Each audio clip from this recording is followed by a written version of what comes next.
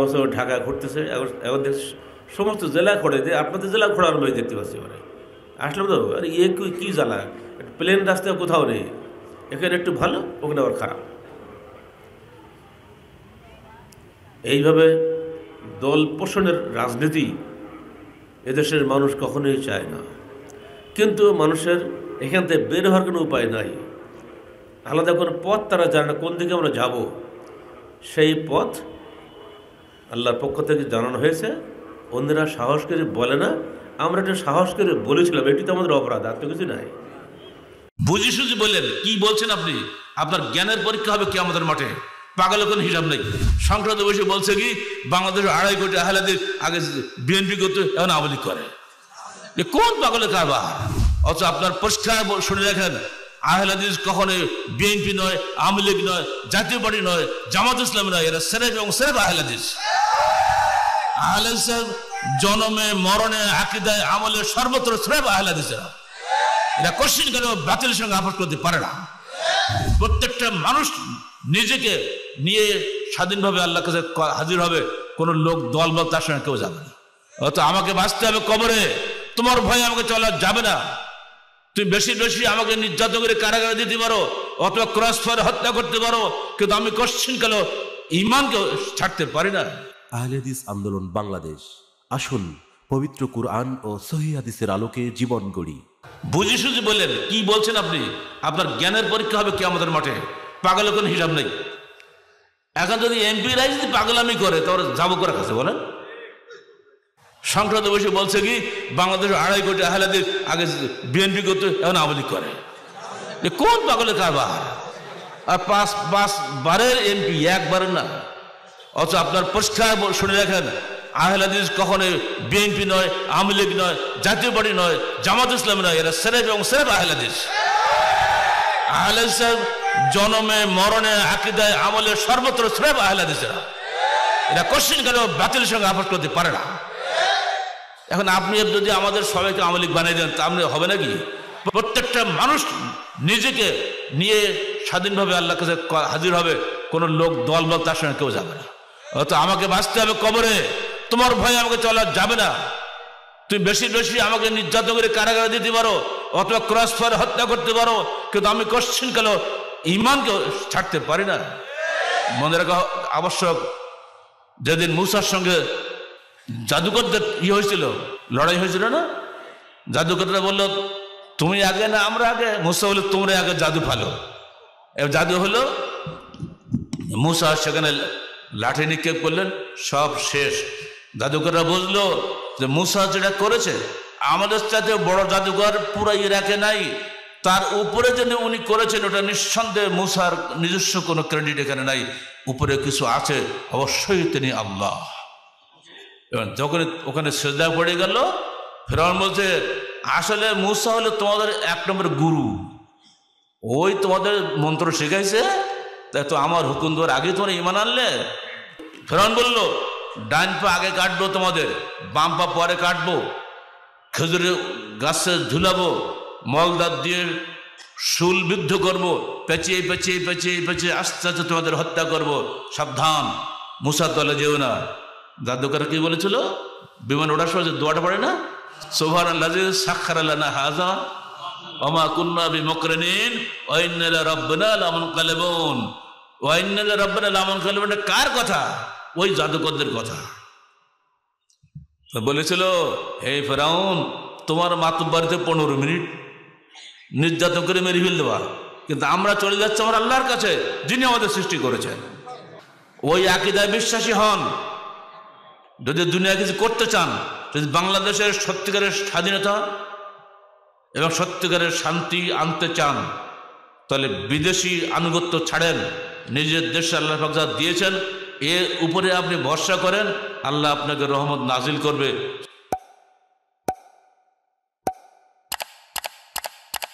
বছর ঢাকা ঘুরতেছে, এখন সমস্ত জেলা ঘোরে যে আপনাদের জেলা ঘোরার আমি দেখতে পাচ্ছি। মানে আসলাম তো, আর ইয়ে কী জ্বালা, প্লেন রাস্তায় কোথাও নেই, এখানে একটু ভালো ওখানে আবার খারাপ।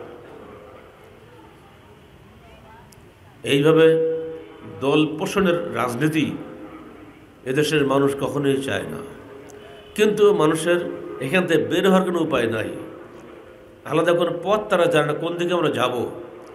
সেই পথ আল্লাহর পক্ষ থেকে জানানো হয়েছে, অন্যরা সাহস করে বলে না, আমরা একটা সাহস করে বলেছিলাম, এটি তো আমাদের অপরাধ, আর তো কিছু নাই। আপনারা কি বলতে পারেন আমি কি কখনো বগুড়া কারাগারে ছিলাম? কি বড় লোক জানে কি? কেউ না জানলে আমার এই স্পিরিট হাউস মোজাম্মেল ভাই জানে, ওই যে আমার সামনে বসা। আমি যতবার এসেছি আদালতে ততবার মোজাম্মেল ভাইকে আমি পুলিশ ভ্যানের ফাঁক দিয়ে দেখছি। ওদের বড় লোকের তো মুখ দেখার দরকার, আমি এখানে ছিলাম, অনেকে জানেই না যে আমি কারাগারে ছিলাম। মনে হচ্ছে আমি শ্বশুরবাড়ি গেলাম। 2 বছর 1 মাস 22 দিন থাকলাম বগুড়া কারাগারে, আর টোটালে 3 বছর 6 মাস 6 দিন, আর মামলা চালাতে হয়েছে 8 বছর 8 মাস 28 দিন। এই মিথ্যার পিছনে কত লক্ষ লক্ষ টাকা সরকার ব্যয় হয়েছে বলতে পারেন?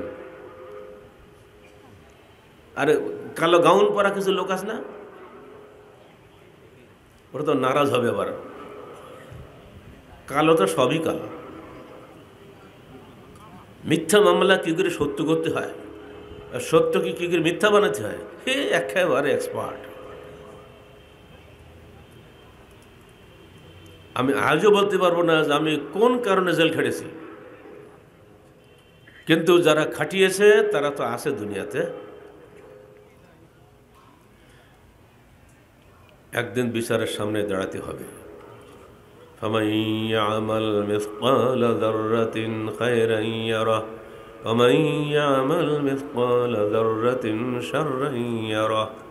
একটা জাররা পরিমাণ নেকির কাজ যদি করে থাকে ওটাও আল্লাহ দেখবেন সেদিন। একটা জাররা পরিমাণ অন্যায় যদি করে থাকে ওটা আল্লাহ দেখবে না? যারা এই অন্যায় করেছে আমাদের উপরে এবং আমাদের সংগঠনের ভাইদের উপরে, আমরা কিছুই করিনি তাদের। আল্লাহর ফয়সালা দুনিয়াতেও হয়েছে, আর আখিরাতে এখনো পাওনা আছে, দেখছেন না?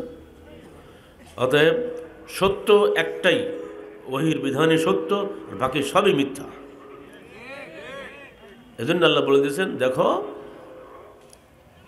আমি পৃথিবীর সকল গোত্রের সম্প্রদায়ের কাছে নবী পাঠিয়েছি, একটাই দাওয়াত দিয়ে, আনে ইবুদুল্লাহ, তোমরা আল্লাহর দাসত্ব করো, ওয়াজতানিবুত তাগুত, তাগুত থেকে বিরত হও।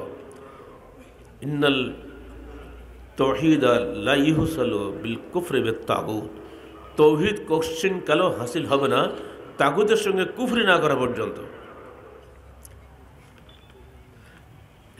তাগুত সঙ্গে রাখবেন, আর এদিকে নারা দেখবেন আল্লাহ আকবর দিবেন সকল তৌহিদবাদী মুসলমান। এরা আসলে এটা তৌহিদবাদীও না, কিছুই না, এরা পুরাপুরি শিরকবাদী। যদি আপনার নিজের হৃদয় জগৎকে আল্লাহর সঙ্গে অন্য কাউকে যোগ বিয়োগ করার এই ঝোঁক প্রবণতা থেকে মুক্ত করতে না পারেন, তাহলে আপনি কোশ্চিনকালে মুসলমান হতে পারবেন না। মুসলমান হতে গেলে এর অর্থটা জানতে হবে। মুসলিম অর্থ কি? আত্মসমর্পণকারী। কিসের কাছে আত্মসমর্পণ করবেন? আল্লাহর বিধানের কাছে, আল্লাহর হুকুমের কাছে। কিন্তু আপনি আত্মসমর্পণ করছেন কার কাছে? চলো চলো ঢাকা চলো, গিয়ে কি হবে সেখানে? কি ওখানে কোনো হাসরও নেই, নসরও নেই, কবর নেই, কিছুই নেই। কি আছে ওখানে? এখানে আসছেন কিছু না হোক অন্তত পক্ষে এটুকু তো পাবেন, এখানে যে কটা মিনিট, যে কটা সেকেন্ড কাটাবেন, প্রতিটি মুহূর্তের জন্য আপনি 10 টাকা নেকি পাবেন ইনশাআল্লাহ। ওয়াজ ভালো হোক মন্দ হোক বড় কথা না, এখানে নিঃসন্দেহে কেউ নিজের রাজনৈতিক স্বার্থ হাসিল করার জন্য একটি কথাও বলবে না। যে যা বলবে পরকালীন মুক্তির স্বার্থেই কথা বলবে, তাই না? অত এইখানে আপনি যতটুকু সময় ব্যয় করবেন, প্রতিটি সময়ের জন্য আপনি আল্লাহর কাছে নেকি পাবেন। অন্য কোনো জলসায় গিয়ে নেকি পাবেন? আলেমরা মানুষকে সুপথ দেখায়, আর আলেমরাই মানুষকে বিপথে নিয়ে যায়। আলেম 3 শ্রেণীর। এক শ্রেণীর আলেম যারা শিরক ও বিদআতের পক্ষে এবং শিরক ও বিদআতের প্রসার করেন তারা। আরেক শ্রেণীর আলেম শিরক বোঝেন, বেদাতও বুঝেন, কিন্তু জনগণের ভয়ে বলতে ভয় পান, চুপ থাকেন। আরেক শ্রেণীর আলেম যারা শিরক ও বিদআতের বিরুদ্ধে দ্ব্যর্থহীনভাবে বক্তব্য রাখেন এবং আপোষ করেন না। আলেম কিন্তু তিনজনই, বরং যে দুইজন আলেম, যে দুই শ্রেণীর আলেম শিরক ও বিদআতের অনুসারী, তাদের ভক্তের সংখ্যা বাংলাদেশে বেশি। শিরক ও বিদআতে ভরা তাদের চেহারা থেকে পায়ের নখ পর্যন্ত দেখলে বোঝা যায়, আমি অন্তত চিনতে পারি কে কোন পীরের মুরিদ। আমি চোখ দেখলে বুঝতে পারি, টুপি দিয়ে বোঝা যায়, দাড়িতে বোঝা যায়, জামায়ে বোঝা যায়। যদি বাংলাদেশে 81 হিসাবে 2,98,000 পীর হয়, 81 একটা কি 2023 না, তো 23 আর 19 কত বছর হইল? 42 বছর। 42 বছর পীর আর বাড়েনি। যত পীর হবে তত মুরিদ হবে, আর কোনো মুরিদের সঙ্গে কোনো মুরিদ মিল নাই। মুসলিম উম্মাকে এইভাবে বিভক্ত করেছে এক ধরনের শিরক ও বিদআতপন্থী ওলামা। তাদের বই আপনারা পড়বেন, অবশ্য আমি পড়তে নিষেধ করবো, পড়লে আপনারই মুরিদ হয়ে যাবেন। ওদের বই প্রায় সব আমার আলমারিতে আছে। এমন এমন গল্প দিয়ে রেখেছে। আমার পীর এত বড় কামেল পীর ছিলেন যে আমার অমুক ভাইটা মরে গেছিল, আমরা কান্নাকাটি করে কোনো পথ পাই না, কাপড় পরাছি, শেষ হঠাৎ করে মনে হলো যে পীর সাহেবের দোয়া নিয়ে আসে। যেই বললাম হুজুর আমার ভাইটা মারা গেছে, দোয়া করবে। নাই আগে বলছিনি কেন? আমি থাকতে তোর ভাই মরবে?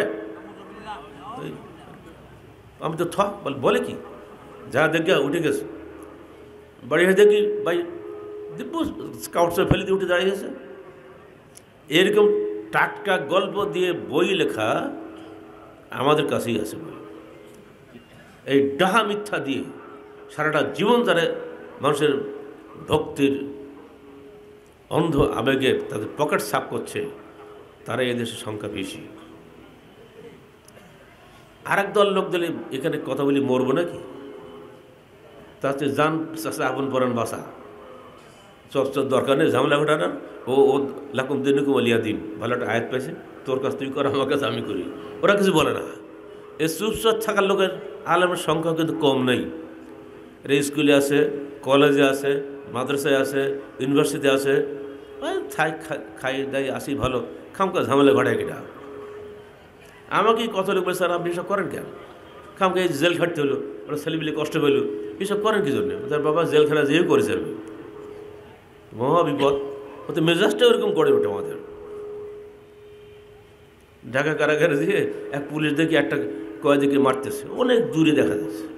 আমি ইঙ্গিতে পুলিশটাকে ডাকলাম, কাছে আসলাম, সালাম দিল, বলে ভাই আপনি ওই ছেলেটাকে মারলেন কেন? ও তো কয়েদি, হাত পা বান্ধা, কিছু করার ক্ষমতা নেই, তো সশ্রম কয়েদি। তো বলছে এই বেয়াদবি করেছে। বললাম জানেন আপনার পায়ের জুতোটা ওর ইনকাম ট্যাক্সের টাকা দিয়ে কেনা, আপনার হাতের লাঠিটা ওরই টাকায় কেনা, ওরাই হলো দেশের মালিক। আপনি তো গোলাম, পুলিশ, আপনি তো স্যালুট দেওয়ার লোক, যান ক্ষমা চান। ও যদি ক্ষমা না করে আপনি কিয়ামতের মাঠে আপনাকেই কিন্তু জাহান্নামের আগুনে পড়তে হবে। আর কী ভাই আমি যে কী বললাম, ওর মধ্যে কী আসর করলো জানি না, ও সোজা চলে গেল। দূর থেকে দেখলাম ওকে বুকে গলা জড়ে দিয়ে কোলাকুলি করছে। এই মেজাজটা জেলখানায় দিয়েও হয়েছে। আর আপনার বগুড়া জেলখানা কী ছিল? আবাবিল পাখি। বারে এ আর কি, ও এত পবিত্র পাখি, ও যত পায়খানা করবে তত নাকি। ইয়ে ওর কোন ফেতনা? কারণ কি বলছে স্যার এ হলো আবাবিল পাখি, এই পাখির কোনো ক্ষতি করলে আপনি মরে যাবেন। ঠিক আছে আমি আজকে মরবো। না না না, আপনি বললে তো আমাদের চাকরি থাকবে না, আর তোমার কিচ্ছু হবে দেখেন পাখি কত পালাতে ঠিক নেই, শোনে না। বলো বাবা তো বাইরে একটা লগিয়ে নিতে আমি ঠিক করে দিচ্ছে, না স্যার আমি লগিয়ে আনতে, ও আনতে বলে আমি মরে যাবো। কোন 3 ঘন্টা ডিউটি করলো, আনলোই না কোনো মতো। সরকার আরেকজন কারারক্ষী আসলো, তাকে বললাম, সে কোনো মতো কোত্থেকে একটা লাঠি জোগাড় করে দিল। আমাকে যে চেয়ার দিয়েছে, ওই চেয়ারে দাঁড়িয়ে লগিতে উঁচু করে দিয়ে কোনো মতো ওই বগুড়া জেলখানার আমার যে রুম ছিল 10 ফুট বাই 6 ফুট, বিশাল রুম, তাই না? বিশাল তো, তাই তো, 10 ফুট বাই 6 ফুট, মানে 123 বছর আগের ব্রিটিশ আমলের যে সমস্ত আসামিদের সাজা দিত তাদের ওই সব জায়গায় রাখতো। কোনো মধ্যে একটা বালিশ, একটা সরু এই টেবিলটা যেরকম একটু চওড়া বিছানো যায়, তো কম্বল ভাঁজ করে একটা কম্বলে শুইতে হয়, একটা কম্বল মাথায় দিতে হয়, একটা কম্বল গায়ে দিতে হয়। শীতকাল ছিল তো। তো শেষে আইজি সাহেব আসলেন, উনি বেরিয়ে যাচ্ছিলেন, হঠাৎ করে কী বলছে, আরে এখানে ডক্টর গালিব আছেন না? তো হ্যাঁ আছে তো। বেরিয়ে এসে আবার চলে আসছে, আর্মি ম্যান। আমি বুঝতে পারছি না উনি আবার আসবেন, কেউ বলছে আসবে না, চলে গেছে। কিন্তু উনি যে রিটার্ন ব্যাক করবেন কেটে খবর রাখে। একবার আইজি আসলে জেলখানার অবস্থা কী হয়, যারা জেলখানা ছিল তারা জানে। পুরো জেলখানা আজরাইল আসলে মধ্যে অত ভয় করে রাখো। আমি উঠে কি পড়ে জামা গাড়ি একটা হাতে ঢুকাইছি, আটটা হাতে ঢুকানোর সময় বেরি একদম আমার গেটে এসে আছে, স্যার আসসালামু আলাইকুম, স্যার আপনার কী লাগবে? আমি তো কী বলবো, কী লাগবে তো কী লাগবে তো মনেও নেই, প্রথম হয়ে গেলাম কী বলবো।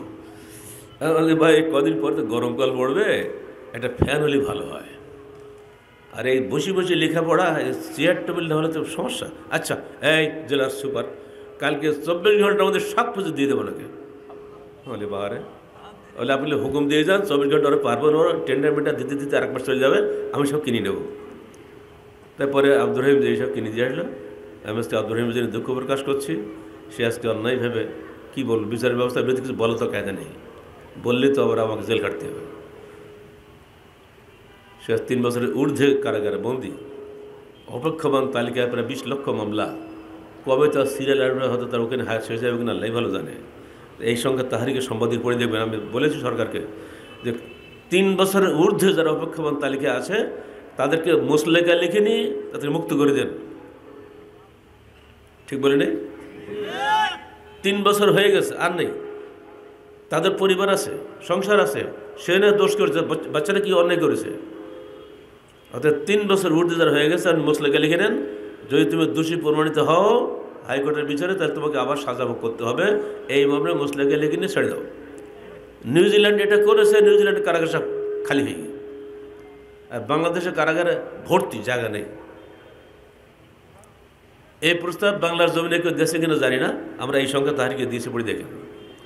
আর কারাগার থেকে বেরিয়ে দিয়েছিলাম 20 দফা কারা সংস্কারের উপরে লিখছিলাম, সে আলাদা হয়ে গেছে। আজকে আব্দুর রহিম থাকলে নিঃসন্দেহে এর অন্তত 3 গুণ লোক বেশি হতো, কারণ তার সাংগঠনিক মেধা ছিল, আপনাদের সে মেধা নাই।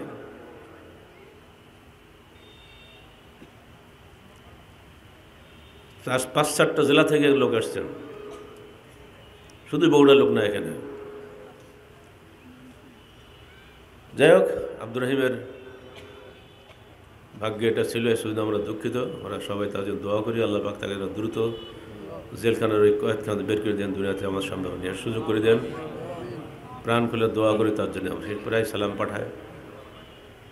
আমাদের সময় জেলখানাতে ফোন করার কোনো অনুমতি ছিল না, এখন সে অনুমতিটা হয়েছে, সালাম দেওয়া যায়। তো যাই হোক, তো আমি আমাকে ওই যে হুকুমটা দিয়ে গেল, তো 1 বছরের মাথায় কারাগারে ঢুকলাম, রাজশাহী কারাগারে 22/5/2000 কত 5 22/5/2005 রাত্রি 2টার সময়। আর ঠিক 22/2/2006 1 বছরের মাথায় হঠাৎ ফেরেশতা মধ্যে হাজির হয়ে গেল ব্রিগেডিয়ার। উনি তো হাই র্যাঙ্কের আর্মি অফিসার, পুলিশের আর্মি পোশাক পরিয়ে আসছে। উনি বলতে কী লাগবে, তা কী আর বলি, যতটুক বললাম হয়ে গেল। মশাইটা আব্দুর রহিম পরে যে আর লম্বা করে জোড়া দিল, তলায় জোড়া দিলে লম্বা হয় না, ওগুলো দাঁড়িয়ে হবে তো, আমাকে ঘরটা বড় হবে না, লম্বা করে দিল যাতে মশারির মধ্যে দাঁড়িয়ে দাঁড়িয়ে সালাদ পড়তে পারি। আর ওই মশারির মধ্যে যেন রাত্রে ছোটো চেয়ার টেবিলে লেখাপড়া করতে পারি, পাটা একটু খোলাসা করে বসার সুযোগ পেলাম। ওই যে হাঁটু গেড়ি বসে বসে লেখাপড়া করেছি, এখন তা পরিণতি ভোগ করছে, এখন ওর 8:30 ধরে গেছে, এখন হাঁটুটি সমস্যা পড়ে গেছে। যাই হোক, কী জন্য কী হয়েছে বলতে পারবো না, আল্লাহর ইচ্ছা এটা হয়েছে। কিন্তু মনে পড়ে কিন্তু ওই আব্দুর রহিমের কথা আর ওই ব্রিগেডিয়ার আইজি সাহেবের কথা।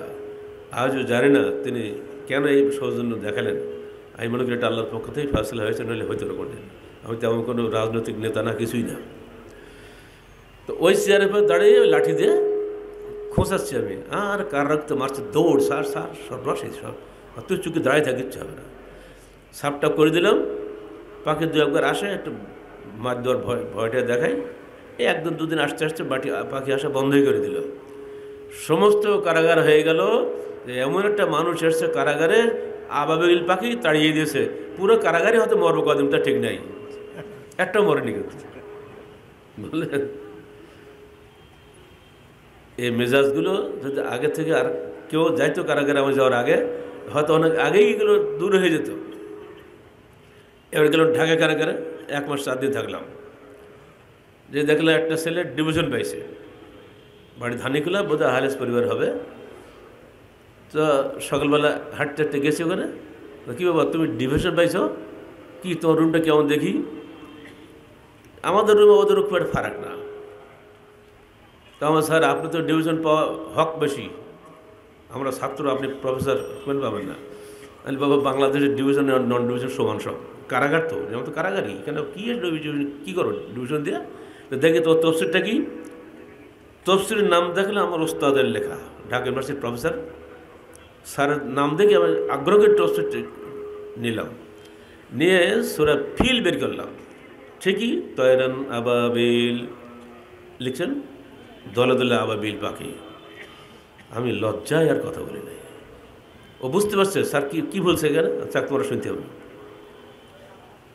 যে একটু আগে বললাম না, সর্বোচ্চ বিদ্যাপীঠে আমাদের শিক্ষক যারা, তারাও পর্যন্ত বিনা তাহাকিকে এমন কিছু লিখে গেছেন, যার ফলে অন্ততপক্ষে এই আবাবিল পাখিটা কারাগারে অত্যন্ত সম্মানিত পাখি হয়ে গেছে। সেটা একটা কাজ ধরলাম, বহু জায়গায় ইচ্ছা করি হোক বা অনিচ্ছা করি হোক বা বিনা তাহকিক লেখার কারণে হোক, আহলে ইলম যারা, তাদের মাধ্যমে দেশে বহু শিরক বিদআত এবং ভুল বস্তু চালু হয়ে গেছে সমাজে। এখন আমরা যারা তাহকিকের ময়দানে পরে আসলাম, তখন আমরা দেখলাম অনেক কিছু আমাদের আহলে হাদিসের মধ্যেই আছে। কিন্তু ছাড়া যাবে? আপনি আহলে হাদিস বলে যদি কোনো বেদাত করেন, আমি ছেড়ে দেবো নাকি? ভালো হবে যেটা, যেটা দলটা বড় হবে না। এখানেও বলা শুরু করলাম, আহলে হাদিস হোক আর হানাফি হোক, সালাতে সালাম ফিরে দলবদ্ধ মোনাজাত করতেন আপনার আগে? ইয়ংরা বলতে পারবে না, বুড়োরা বলবে, দলবদ্ধ মোনাজাত করতেন না? ওরে বাপ রে বাপ, আমাদের নেতা শেষ হয় তফসির দেখেছি, আমি এখন দেখতে পাচ্ছি নাজিরাবাদ মসজিদে, এই দেখেন কে বলে দলবদ্ধ মোনাজাত যায় না, এই দেখেন আস্করুনি আস্করকে মাস্করুলি বলা তারপর আল্লাহ বহু বছর থেকে ব্যবহার করেছে, সকল মিলে মোনাজাত করতে হবে। আমার সামনে একেবারে বাড়ি কোন আয়াত কোথায় জুড়ে দিল, কত যে ধকল সামাল দিতে হয়েছে এই একটা মোনাজাত তুলতে গিয়ে শুরু থেকে। এখন তো সেলিব্রিটি টেরই পাচ্ছেন, এখন যারা মোনাজাতের পক্ষে ছিল আগে, তারাই আলহামদুলিল্লাহ এখন বিপক্ষে হয়ে গেছে। কিন্তু প্রথম যে ঝুঁকিটা নিতে হবে, এই ঝুঁকি নেওয়ার লোকের সংখ্যা খুবই কম। আমরা আন্দোলন করছি, আপনারা ভাবতে তাই তো, ওরাও রফদান করে আপনিও রফদান করেন, ফারাকটা কি? জি, রফদানে কোনো ফারাক নেই। ফারাক কোথায় আছে তা আপনি বুঝতে পারবেন। প্রতিটি বিষয় যদি একটা একটা ধরা শুরু করি, সেদিন হিসাব করলাম আমাদের জীবনে 30টা করে সংস্কার হয়েছে, তার সাথে আরও বেশি হয়ে গেছে, এখন হিসাব করলে আরও বেরোবে। যেগুলো আহলে হাদিস জামাতে ছিল, আর অন্যদের তো ছিল, সেটা ছিলই। চাষা কারিগরে বিয়ে হবে না, হানাফি আহলে হাদিসে বিয়ে হবে না, কত যে কী ছিল, এ সব কিছু আলহামদুলিল্লাহ আহলে হাদিস যুব সংঘের মাধ্যমে সব দূর করা হয়ে গেছে। আপনি বলুন, একাকি একটা কাজ করা কি সহজ, না সকলে মিলিয়ে একটা কাজ করা সহজ হয়? আর এই কারণে জামাতবদ্ধ জীবনটাকে আমরা অপরিহার্য মনে করি। এখন এই জামাতবদ্ধ জীবনের বিরুদ্ধে আরেকজন আহলে আলম মাদারে নেমে আসছে না? ইবনে তাইমিয়ার আমির কে ছিল, আলবানির আমির কে ছিল? কোনো জামাত দরকার নাই, একাই ইবনে তাইমিয়া, চলেন তো জান্নাতে চলে যাই। অথচ জামাতবদ্ধ জীবনের মূল্য কোরআনেও আছে, হাদিসেও আছে। এখন তো আমাদের ছেলেরা সব মুখস্থ বলতে পারে, আল জামাআত রাহমাতুন আর ফুরকাত, এসব হাদিস একদম চাপা ছিল, কে বলতো না। এসব হাদিস কোনো শুনিনি আমরা আমাদের আসার আগ পর্যন্ত। জামাতবদ্ধ জীবনের স্পিরিট যখন ধ্বংস হয়ে যাবে তখন আপনাকে কেউ 3 পয়সা মূল্য দেবে না। জানবে আপনি একা, আপনি মরলেই শেষ, আপনাকে সরাতে আদৌ সময় লাগবে না। আপনি যতই বিল্ডিং করেন, ইট পাটকেল কোশ্চেন করে মানুষকে স্থায়ী রাখে না, মানুষের কর্ম মানুষকে স্থায়ী রাখে। আমল যদি আপনার জামাতবদ্ধ আমলের পক্ষে না থাকে তাহলে আপনার জীবনের সঙ্গে সঙ্গে আপনার সবই শেষ। অতএব আপনাকে সর্বদা সংস্কার ধর্মী হতে হবে, এটাই আমার বক্তব্য। আহলে হাদিস আন্দোলনের লক্ষ্য উদ্দেশ্য আপনারা নিশ্চয়ই আসা পর্যন্ত অনেক ওয়াজ হয়ে গেলে শুনেছেন। বলেন তো, নির্ভেজাল তৌহিদের বলিদান। হ্যাঁ বলো, কি মাইকে বলো। নির্ভেজাল তৌহিদের প্রচার ও প্রতিষ্ঠা, তারপর এবং বলতে হবে, এবং জীবন সর্বক্ষেত্রে কিতাব ও সুন্নতের যথাযথ অনুসরণের মাধ্যমে আল্লাহ সন্তুষ্টি অর্জন করা, আকীদা ও আমলের সংশোধনের মাধ্যমে সমাজের সার্বিক সংস্কার সাথে। খেয়াল করেছেন, সার্বিক সংস্কার বললে সব চলে আসে না। পারিবারিক সংস্কার, পর্দা রাখতে হবে, পোশাকে পর্দা বই আসছে না। রাজনৈতিক সংস্কার, ক্ষমতা চেয়ে নেওয়া যাবে না। অর্থনৈতিক সংস্কার, সুদী অর্থনীতি চলবে না, ঘুষের অর্থনীতি চলবে না। এই সার্বিক সংস্কার না করে শুধু যদি আপনি রফাদানের সংস্কার করেন তাহলে আপনার সঙ্গে আর আমার সঙ্গে কোনো পার্থক্য নাই। মনে রাখবেন, আহলে হাদিস আন্দোলন বাংলাদেশ রফাদানদের একটা সমিতির নাম নয়।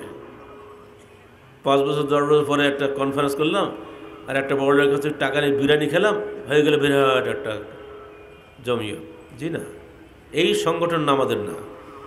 যার মধ্যে সংস্কারের মেজাজ আছে সে আমাদের সঙ্গে থাকবে, আর যার মধ্যে সংস্কারের মেজাজ নাই, গোলালি মার্কা মেজাজ, যা আছে তাই হবে, এইসব চলবে না। আপনার কি আপনাদের জীবনটা সংস্কার করতে চান না? যার দাড়ি খাটো, দিকে লম্বা করা সঠিক না, খাটো আরও বেশি করা সঠিক? হাদিসে কি বলে? কাসুর শহরে অফুল্লোহা, গোপ ছাটো, দাড়ি ছাড়ো। এই ছোট্ট দুটো কথা, যারা সত্যিকার অর্থে কিয়ামতের মাঠে আল্লাহ রসুলের শাফাত পেতে চান, তাদেরকে হাদিসটা যদি মেনে না যান, আল্লাহ রসুল যদি বলে, বেটা তুমি সারা জীবন কাঁচি দিয়ে আর ব্লেড দিয়ে আমার সুন্নত ধ্বংস করেছো, তুই এখন আসছো আমার কাছে শাফাত নিতে, তো কী উত্তর দেবেন সেদিন? কথা শেষ। আমাদের দায়িত্ব খেলে মনে করিয়ে দেওয়া, তার তো কিছু নেই। জামা গায়ে দিয়েছেন ভালো কথা, রুকুতে গিয়েছেন পাশে আলগা, অনেক দামি একেবারে আপনার এত সুন্নত জিয়াই, জিয়া রহমান সুন্নত, এটা সাফারি শার্ট, তাই না? সাফারি শার্ট পরে যদি রুকুতে যায় তার পাশে আলগাই যায় না, আর সে দেখে তার কিছুই থাকে না। কিন্তু ওটা খুব ডাট। ডাট মানে কি? ইংরেজিতে ডাট মানে ময়লা। সে ময়লাটা এদেশে হয়েছে ভালো। ঠিক দেখা থেকে মেয়েদের অবস্থাও তাই। মেয়েগুলো রাস্তা চললে শার্ট প্যান্ট টাইট টাইট জিন্সের প্যান্ট যে চলে, সেক্ষেত্রে মেয়ে হয় না কি হয়? সে সাক্ষাৎ ইবলিস না সে? অথচ বিদেশের বড় নেত্রীরা আসতেছে একেবারে করা, আর আপনাদের ফিরে খিলখিল করে হাসতেছে। বেহাদের হাসতেও লজ্জা লাগে না। এর কি মহিলা? এরা মহিলা নামের একেবারে অযোগ্য। অথচ তারাই পৃথিবীর নেতা, শুধু বাংলাদেশের না। তাদেরকে রিসিভ করার জন্য আমাদের নেতাদের যেতে এয়ারপোর্টে, যত বড়ই নেতা হোক না কেন, প্রত্যেকেই মরতে হবে, এটা ঠিক তো? আর প্রত্যেকেই কবরের আযাবের সম্মুখীন হতে হবে, আর প্রত্যেককেই আল্লাহর কাছে হাজিরা দিতে হবে, আল্লাহ রসুলের শাফাত গ্রহণ করতে হবে। জীবন যেমন সত্য, মৃত্যু তেমনি সত্য, জান্নাত তেমনি সত্য, জাহান্নাম তেমনি সত্য, আল্লাহর কাছে হাজিরা দেওয়াটা ঠিক তেমনি সত্য, আল্লাহ রসুলের শাফাত তেমনি সত্য। এই সত্যের বিরুদ্ধে মিথ্যার কোনো অবকাশ নাই। আপনি যদি চ্যালেঞ্জ করেন, আল বাইয়িনাতু আলাল মুদ্দাঈ, আপনি প্রমাণ দেখান, আমরা যে বললাম মৃত্যু সত্য, এটা আমি বিশ্বাস করে রাজি আছি। মৃত্যুর পরবর্তী জীবন যে সত্য, এখানে গিয়ে মেলা দল তৈরি হয়ে গেছে। ঠিক আছে, আপনি বলেন পরে যে কিছু নাই, এর উত্তর আপনি কী দেবেন? ধরুন আমার বিয়ে সাহেব পাশে বসে দেখছেন না, সাকিবের শ্বশুরটা, এত খাওয়াইছে আজকে আমাদের, শেষকাল সব আইটেম শেষ করতে পারলাম না, বাপরে বাপ, খাওয়া দাওয়া শেষ, এখন আমি কী করব? একজন ধনী মানুষ দুনিয়ার সব কিছু পেয়েছে, একবার তার বাড়িতে খেয়েছিল, সে বগুড়ায় 25 রকম বানিয়েছে, আপনি খান। স্যার মাফ করবেন, আমি কিছু খাই না। তা আপনি হাওয়া খেয়ে থাকেন নাকি? তো এটি ইউসুফগুলি ভুসি একগুলো খাই, ওই কি শুয়ে থাকি কেন? এই পেটে গ্যাস, কিছুই খাওয়া ভাগ্যবান না। হায় রে অভাগা, দুনিয়া দুটো খাইয়েও যেতে পারলি না। মানে ভিতরে মেশিন তো আল্লাহর হাতে, তাই না? ওষুধ দুনিয়া খাইলেও কিচ্ছু হবে না। আপনি সব আছে কিন্তু নাই কোথায়, এইখানে গিয়ে আপনার উত্তর দিতে হবে। সব পেয়েছেন, এরপর আপনার হতাশা আছে, নৈরাশ্য আছে, পান নাই, কেন পাচ্ছেন না? আরও তো চাই, জীবন তো আরও চায়। একজন জালেম সারা জীবন জুলুম করেছে, ও সারা বিশ্বের মানুষের প্রশংসা কুড়াচ্ছে, সারা দেশবাসী তাকে প্রশংসা করছে। আর একজন মজলুম, তাকে কেউ চেনে না, সেকালে অত্যাচারিত হয়েছে, দুঃখের অমানুষা জীবন কাটিয়েছে, শেষ হয়ে গেছে, দুনিয়া সে কিছুই পায়নি। বলুন, এই জালেম দুনিয়াতে কোনো শাস্তি পায়নি, ওই অবস্থায় মরে গেল প্রশংসা নিয়ে। আর মজলুম দুনিয়াতে কালে মজলুম হয়েছে, নির্যাতিত নিপীড়িত হয়েছে। এই দুজনের চাহিদা কিছু নাই। এখানে আপনাকে বিশ্বাস করতেই হবে যে এমন একটা জীবন আছে সামনে, যেখানে গিয়ে ওই জালেম অবশ্যই শাস্তি পাবে, যেখানে গিয়ে ওই মজলুম অবশ্যই পুরস্কার পাবে। এটাই হলো আখেরাত। কথা বলছেন তো? এই আখেরাতে বিশ্বাস আছে বলেই মুসলমানরা কাজ করতে পারে। আর আখেরাতে বিশ্বাস যদি না থাকতো, মুসলমানরা এক পা ফেলতে পারত না। আজকে হামাস যেভাবে মরতেছে দেখছেন না, ফিলিস্তিনে খালি বোম্বিং আর বোম্বিং হচ্ছে, আপনারা দেখছেন তো সবাই চোখের পরে। ইতিমধ্যে 7,500 লোক মরল। তারা বলছে আমরা মরবো, কিন্তু এখানে ছাড়বো না। এর সঙ্গে তাহারিকে সম্পাদক পড়ছেন, আজকে ইনকেলেও দিয়েছে আমাদের লেখাটা। 5,000 নবীর কর্মস্থল, সেখানে ইব্রাহিম আলাইহিসসালাম, ইসহাক আলাইহিসসালাম, ইয়াকুব আলাইহিসসালাম, ঈসা আলাইহিসসালাম, এই সমস্ত জলিল কদর আম্বিয়া কেরামের কর্মস্থল যে ফিলিস্তিন, আজ তা এমনি করে জালেম ইহুদি নাসারাদের অত্যাচারে ধ্বংস হচ্ছে। আল্লাহ কি বসে দেখছে মনে করেন নাকি? আল্লাহ এমন ফয়সালা করবে, জালেমের কোনো খবরই থাকবে না। সারা বিশ্বব্যাপী দোয়া হচ্ছে ফিলিস্তিনিদের জন্য। 56 বছর তাদের উপরে ধুকে ধুকে মারা দৌড় দিচ্ছে। কি ওরা কেন মারল? রে বাবা, তুই 56 বছর তাদের বন্ধ করলি, খাওয়া দাওয়া সব বন্ধ, এমনকি বিদ্যুৎ পর্যন্ত বন্ধ, পানি পর্যন্ত বন্ধ। তারা দেয়ালে পিঠ থেকে গিয়েছে বলেই এখন হামলা করেছে, যাতে বিশ্ব বিবেক জেগে ওঠে। তাদেরকে বানাচ্ছে আসামি। বিচারককে বিশ্বের সেরা সন্ত্রাসী সকল বাইডেন নেতানিয়াহু, তাদের বিরুদ্ধে আন্তর্জাতিক আদালতে বিচারের দাবি উঠে গেছে। সারা বিশ্বের মানুষ খেপে গেছে। কী ব্যাপার? নিরীহ মানুষ হাসপাতালে বোমা মারছে। কোন হাসপাতালকে বোমা মারে? সেখানে নারী, শিশু, আহত এইসব লোকরা সেখানে থাকে। সেইখানে বোমা মেরে 500 অধিক লোককে একসাথে মেরে ফেল দিল। কোনো মানুষই করে? এরাই হলো বিশ্বের মানবাধিকারের প্রবক্তা, এরাই হলো গণতন্ত্রের প্রবক্তা। তারা বাংলাদেশে এসছে গণতন্ত্র কেমন চলছে দেখার জন্য। আজকে এমন দেখেছে, আশা করি ওরা খুশি হবে। আমরা তো এটাই চাইছিলাম, যত করে মারামারি করো, তোর তো মরবা না, মরবে তো বাঙালি মরবে, তোমার কি?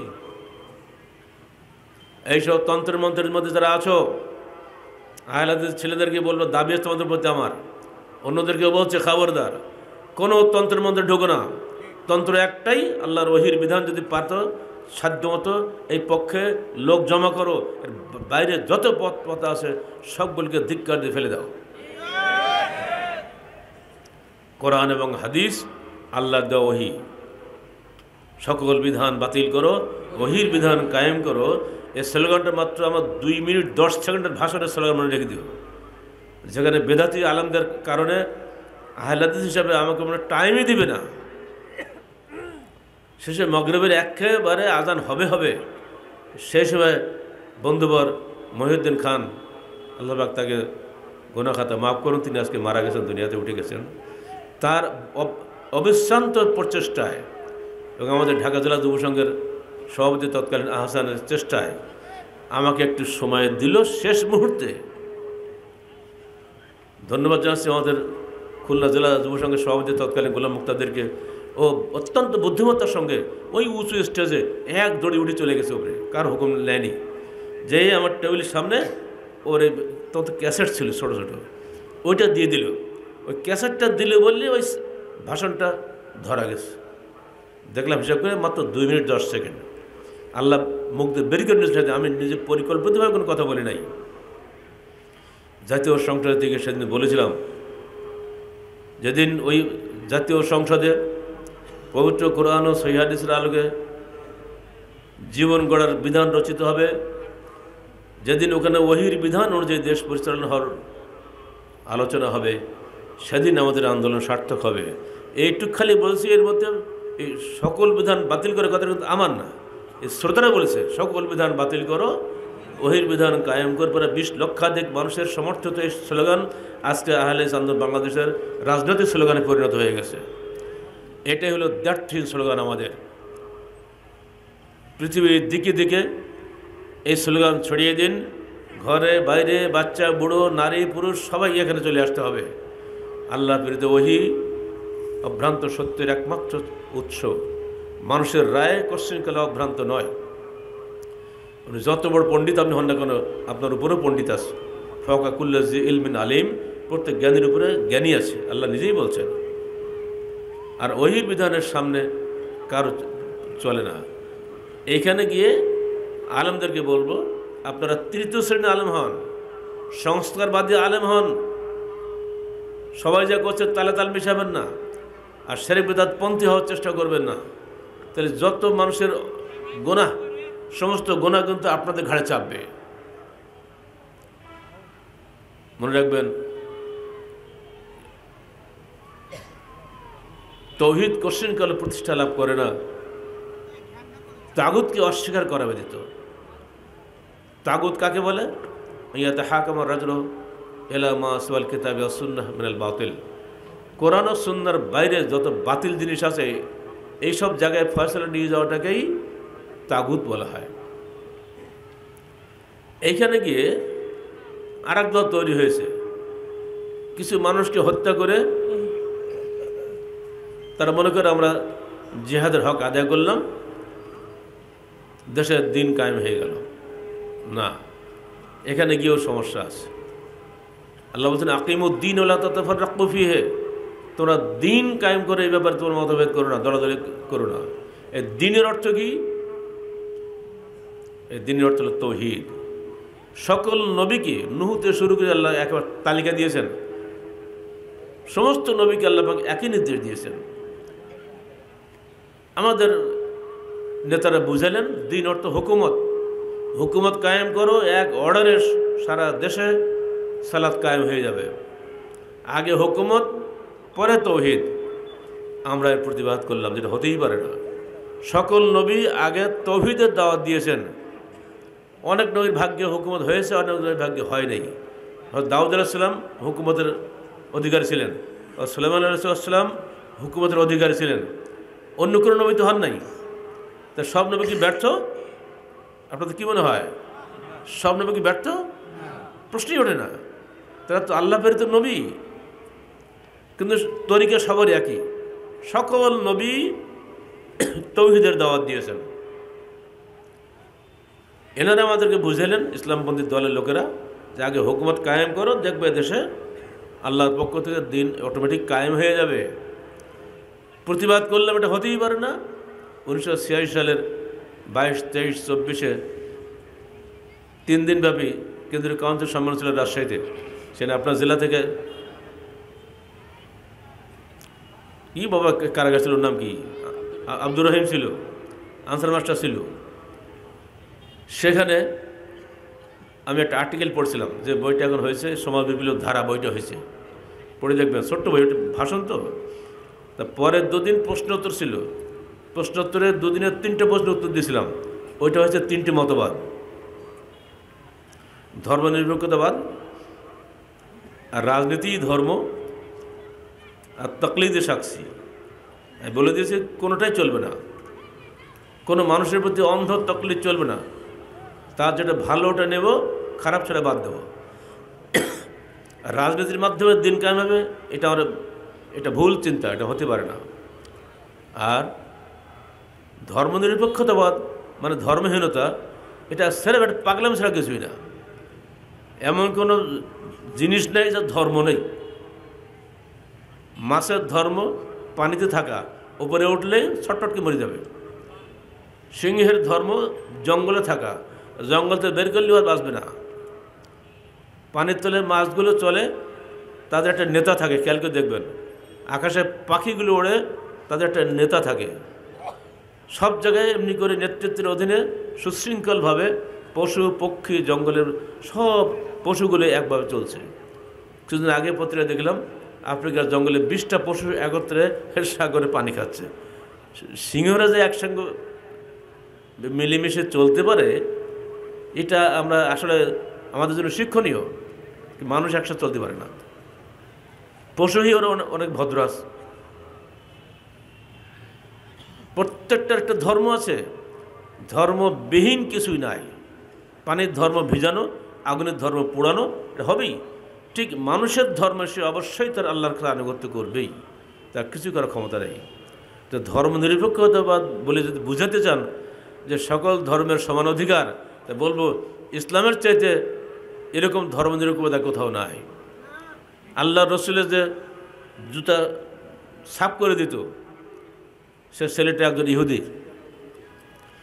আল্লাহ রসুলের জুতো সাফ করতো ইহুদি, চিন্তা করা যায় নাকি? তার কি মুসলমান লোক জোটে নেই? ইহুদি বালক। একদিন আল্লাহ রসুল শুনলেন যে বালকটি মৃত্যু শয্যায়, তখন তিনি দৌড়িয়ে চলে গেলেন তার বাড়িতে। গিয়ে দেখলেন যে সত্যি তো একবারে মৃত্যুর কাছাকাছি চলে আসছে। তো আল্লাহ রসুল গিয়ে তার মাথার কাছে বসছেন, বলছে, বাবা তুমি কলেমা শাহাদাত পড়ো, আমি তোমার জন্য শাফাআত করব। ছেলেটা তখন তার বাপের দিকে তাকাচ্ছে, বাপ তো ইহুদি।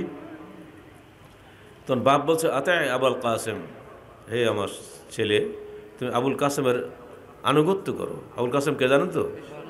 আল্লাহ রসুলের উপনাম আবুল কাসেম। বলার সঙ্গে সঙ্গে ছেলেটি কালেমা শাহাদাত পড়লো এবং সঙ্গে সঙ্গে মারাও গেল। রসুল্লাহ সাল্লাল্লাহু আলাইহি সাল্লাম বললেন, আলহামদুলিল্লাহ আল্লাযী আনকাযাহু বি মিনান নার। আল্লাহর জন্য যাবতীয় প্রশংসা, যিনি আমার মাধ্যমে এই ছেলেটিকে জাহান্নাম থেকে মুক্ত করে দিলেন। তাহলে একটা কলেমা শাহাদাত আপনার জান্নাত জাহান্নামের ওসিলা। আজকে সেই কলেমা থেকে আমাদেরকে দূরে রাখার নাম কি ধর্মনিরপেক্ষতাবাদ? যে কোনো ধর্মের হোক না কেন, আপনার কাছে সে অবশ্যই সুন্দর ব্যবহার পাবে, কারণ সে মানুষ, সে আদমের সন্তান। আদম আমার বাপ, আদম হিন্দুর বাপ, আদম খ্রিস্টানের বাপ, আদম সবারই বাপ। বাপ মার দিক দিয়ে আমরা সবাই এক, কিন্তু আদম মিন তুরাব, আদম ছিল মাটির তৈরি, অতএব কোনো অহংকার নাই। পার্থক্য হবে কেন? ইল্লা বে তাকওয়া, আল্লাহ ভীরুতার মধ্যে পার্থক্য হবে। যদি ওই ছেলেটি আজকে আল্লাহ ভীরু হয়ে যায়, সে আমার ভাই। আর যদি তা না হয়, তো আল্লাহ আল্লাহ তুমি তার হিদায়াতের মালিক। ওই ছেলেকে তিনি দাওয়াত দিলেন ঠিক মৃত্যুর মুখে, ছেলেটা দাওয়াত কবুল করলো, আল্লাহ রসুল তার জন্য দোয়া করলেন, ইনশাআল্লাহ সে কিয়ামতের দিন আল্লাহ রসুলের শাফাত পেয়ে ধন্য হবে। আজকে যে ফিলিস্তিন নিয়ে এত কথা হচ্ছে, ফিলিস্তিনে 15 হিজরিতে ফিলিস্তিন এসেছে ওমর আমলে মুসলমানদের দখলে।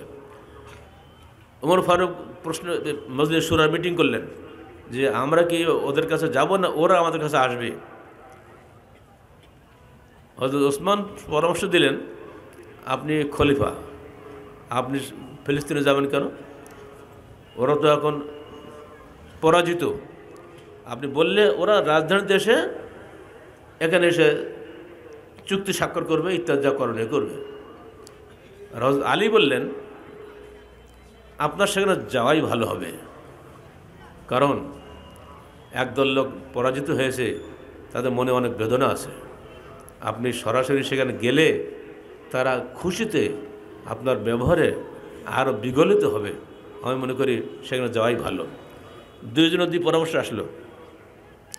তখন ওমর ফারুক হযরত আলীর পরামর্শ গ্রহণ করলেন, বলে চলো আমি যাবো ওখানে। চিন্তা করতে পারেন, কোথায় মদিনা আর কোথায় ফিলিস্তিন, উঠে পিটিয়ে যাচ্ছেন। প্রধান সেনাপতি আবু উবাইদা ইবনে জাররাহ সিরিয়া অঞ্চলে তখন আছেন। তখন তো মোবাইলের যুগ না যে সব ফোন করলে বলে দেওয়া যায়, কী বিপদ। সেখানে কাছাকাছি গিয়ে ওমর ফারুক বললেন, দেখো তো একটু পানি পাওয়া যায় কোথায়, একটু পানি পিপাসা লেগেছে, পানি কোথায় পাওয়া যায়।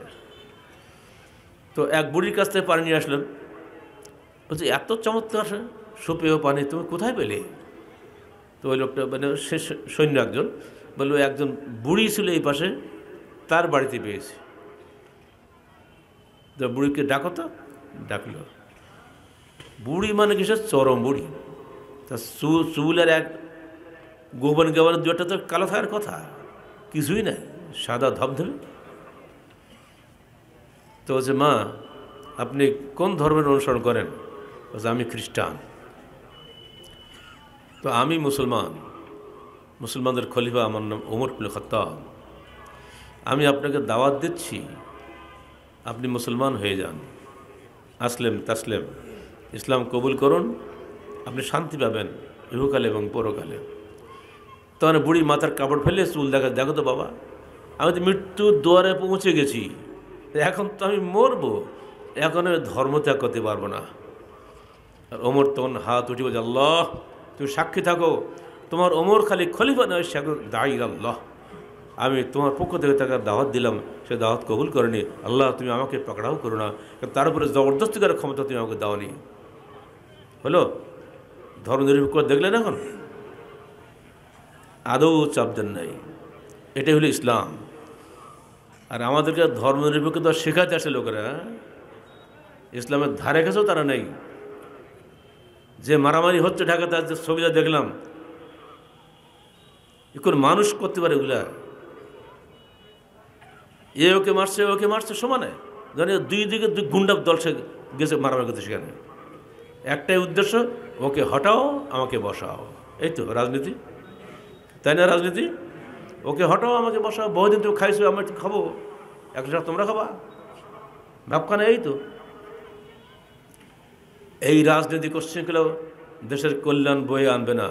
আমরা এই রাজনীতিকে ঘৃণা করি, এই রাজনীতির বিরুদ্ধে নিন্দা করি। যত দ্রুত এই রাজনীতি বিদায় হবে দেশ থেকে, তত দ্রুত দেশে শান্তি আসবে। ইসলামের বিষয়টি কেউ পড়াশুনো করে না। আমার ভাই কলেজের প্রিন্সিপাল, উনি নারাজ না হলে আমি আগে ক্ষমা চেয়ে নিচ্ছি, কারণ ক্লাসে এগুলি পড়ানো হচ্ছে। 6, 7 এখন কী শেখা জানেন? ডিম ভাজি করা কেমন করে করতে হয়, বেগুন ভাজি কেমন করে করতে হয়। মনে হয় তুই আমার বিয়ের বাড়িতে খেয়ে দেখি কী করে করতে হয়।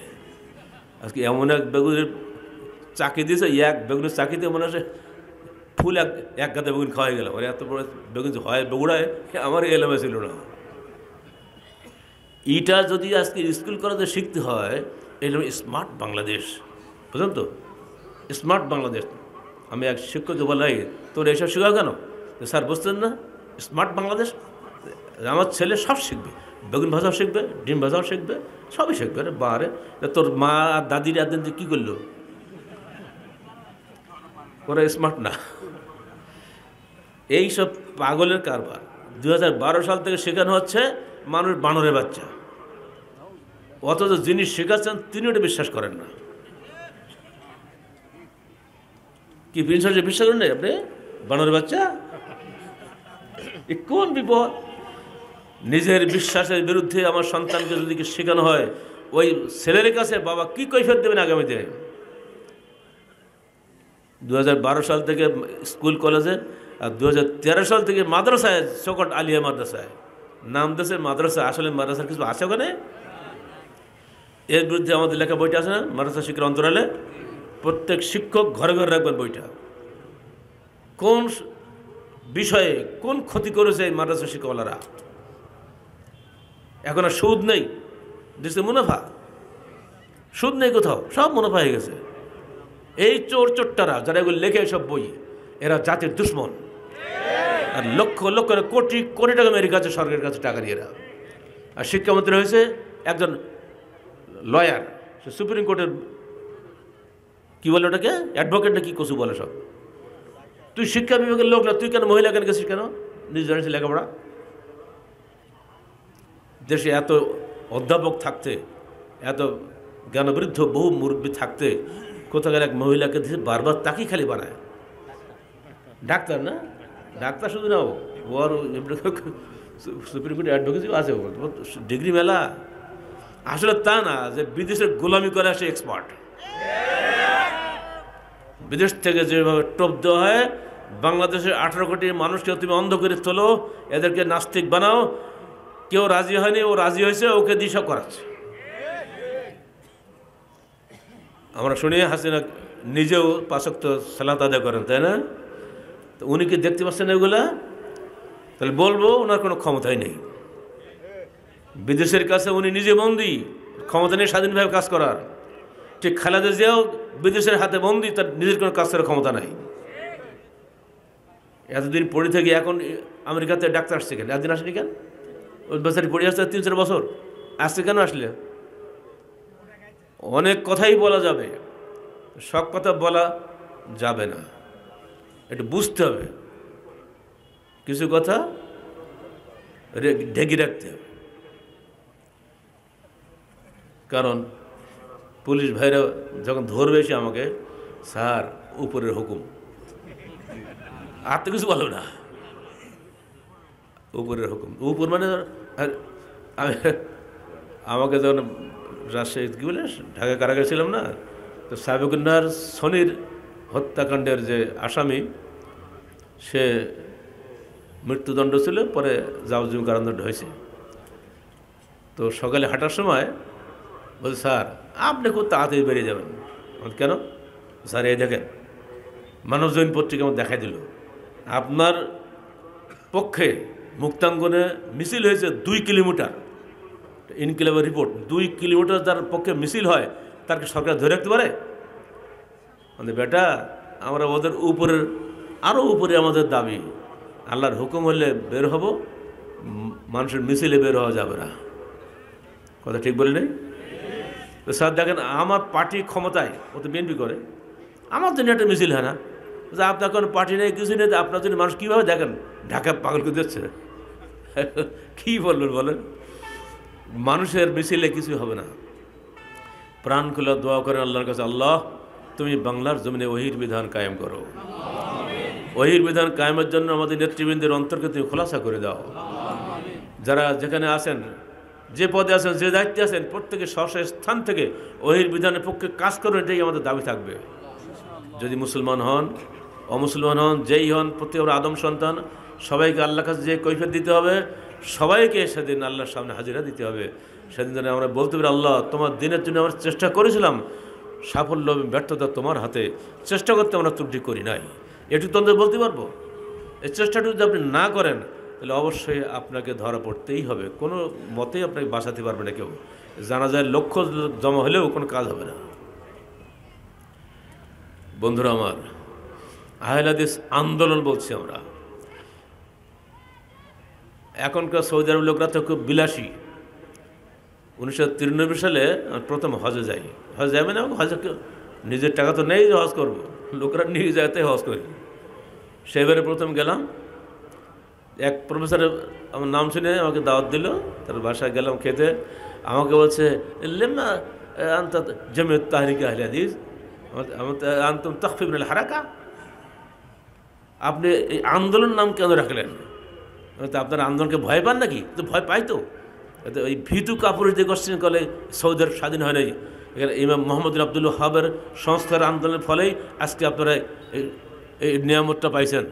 অতএব আপনারাও একসময় ছিলেন বিপ্লবী, সে বিপ্লবী বাবা মা মরে গেছে, এখন আপনারা হয়েছিলেন বিলাসী। তেল পাচ্ছেন, বিক্রি করছেন, ধুমসে খাচ্ছেন, গায়ে তেল লেগে গেছে, ছাড়েন, আন্দোলনমুখী হওয়ার চেষ্টা করেন। তো বলছে আপনার দেখি তো ভয় লাগছে, আন্দোলন করা তো পড়ি মরুক, তো আপনার সঙ্গে আর বেশি কথা বলা যাবে না, তার যে গোয়েন্দা আছে, তোমার গোয়েন্দা ধরলে আমি আর খুশি হব, গোয়েন্দাদেরকে আমি সাইজ করে দিয়ে আসতে পারবো। কিসের গোয়েন্দা? ওরা মানুষ না, ওরা আজরাইল লাগে। কত যে ভয় পায়, কোন এখন খাওয়া দাওয়া করছে ভালো। এই বাংলাদেশের আধুনিক বিজ্ঞান কী বলছে জানেন? এই মাটির নিচে এত বেশি গ্যাস আছে, তেল আছে। আমেরিকায় এখন মাথা পিছু $335, এখানে হবে $1618 হবে মাথা পিছু বাংলাদেশের মানুষের। এত সম্পদ লুকিয়ে আছে মাটির তলে আমাদের। বাংলার মাটি সোনার চেয়ে খাঁটি বলা হয় না? আর এই জন্যই বিদেশে যারাই এসছে তারা বাংলাদেশকে ছেড়ে চলে যায় না। এরা জানে আজ হোক কাল হোক, যদি বাংলার মানুষ মাটির তলা থেকে বের করতে পারে তাহলে এদেশের আর কোনো অভাব দুনিয়া থাকবে না, এবং তারা কোনো মতেই খুঁড়তেও দেবে না, তুলতেও দেবে না। এত চক্রান্ত চলছে বাংলাদেশকে নিয়ে, কিন্তু না, জাতি একদিন জেগে উঠবে। আমার সম্পদ আমি ব্যবহার করব, তুমি কি? এইটুক বলার হিম্মত পর্যন্ত আমাদের নেতাদের নাই। এই সাহসী নেতা যখন সমাজে আসবে, নেতৃত্বে আসবে, এবং জনগণ যখন সাহসী হবে, নেতা একলা সাহসী হতে হবে না, জনগণকেও সাহসী হতে হবে, তখনই দেশের চেহারা পাল্টে যাবে ইনশাআল্লাহ। কিন্তু তার শর্ত হলো ওই বিলাসী হলে চলবে না, আপনাদেরকে সাহসী হতে হবে, এবং অবশ্যই আল্লাহর নিয়ামতের শুকরিয়া আদায় করার মেজাজ থাকতে হবে। এই যে সুন্দরবন যে অক্সিজেন, এই পুরো অক্সিজেনটা আমেরিকা কিনে নেওয়ার জন্য প্রস্তাব দিয়েছে। ধন্যবাদ দিতে সরকারকে, সরকার বিক্রি করতে অনুমতি দেয় নেই। আমরা সব বুঝি নাকি যে সুন্দরবনে কী হয় তা? এই সুন্দরবনের যত গাছ আছে প্রত্যেক গাছ নিঃশ্বাস ছাড়ে না, আর টানে কোনটা ছাড়ে কোনটা বলতে পারেন? অক্সিজেনটা টানে না ছাড়ে? রাতের বেলা একরকম, দিনের বেলা একরকম, তাই না? এইগুলো এত বেশি অক্সিজেন জমা হয় আপনার সুন্দরবনে, পৃথিবীতে আমাজন ছাড়া আর কোথাও এরকম হয় না। এই টোটাল অক্সিজেনটা ওরা কিনে নেবে, তখন আপনি কী খাবেন? এই একটা ক্ষতি। এই 2 নম্বর, যত জলোচ্ছ্বাস ওঠে সমুদ্রে, বঙ্গোপসাগরে যত ওঠে না, প্রায় উঠছে না, এখন কদিন আগে তো একটা হয়ে গেল। প্রথম ধাক্কাটা কোথায় লাগে? সুন্দরবনে না? বল ওই ধাক্কা সুন্দর একাই সামাল দেয়, আমাদের গাড়ি টেরই পাইনি আমরা। এটা আল্লাহর পক্ষ থেকে একটা সেফগার্ড। সুন্দরবনের পাশে কিন্তু আমাদের সাতক্ষীরা, যেখানে আমাদের জন্মস্থান। আব্বা একটা চিঠি দিয়েছিল আমার কাছে, বাবা সাতক্ষীরা হলে বাংলাদেশের স্বর্গ, আমরা থাকি সাগরের কূলে, কখনোই আমরা সাগরের জলোচ্ছ্বাস দেখতে পাই না, কখনো আমরা ঝড় বাতাসের মধ্যে ঢুকি না, অত অন্য জায়গায় হচ্ছে। কারণটা কি? ওই সুন্দরবন বাংলাদেশের জন্য একটা অত্যন্ত রহমত স্বরূপ। এই রহমত কোন দিক দিয়ে এটা মানুষ এখন বুঝতো না, এখন বুঝতে সবাই। ঠিক অমনি করে সুন্দরবনে যে সমস্ত বাঘ, মহিষ, বিভিন্ন প্রাণী আছে, এগুলো বাংলাদেশের মানুষের সারা বছর খালিও ফুরবে না, কোনো কিছুরই অভাব বাংলাদেশ আল্লাহ রাখেন নাই। এই সুন্দর দেশটা আরও সুন্দর হবে তখনই দেশের মানুষের গোলামি না করে সির্ফ আল্লাহর গোলামি করবে, ওহির বিধানের অনুসরণ করবে। আজকের মানুষের গোলাম। তাগুত কারা? মানুষ না? আপনি ওই লোকের অনুসারী, উনি ওই লোকের অন্ধ অনুসারী, উনি ওই লোকের অন্ধ অনুসারী না। প্রত্যেকটা মানুষকে অনুসরণ করব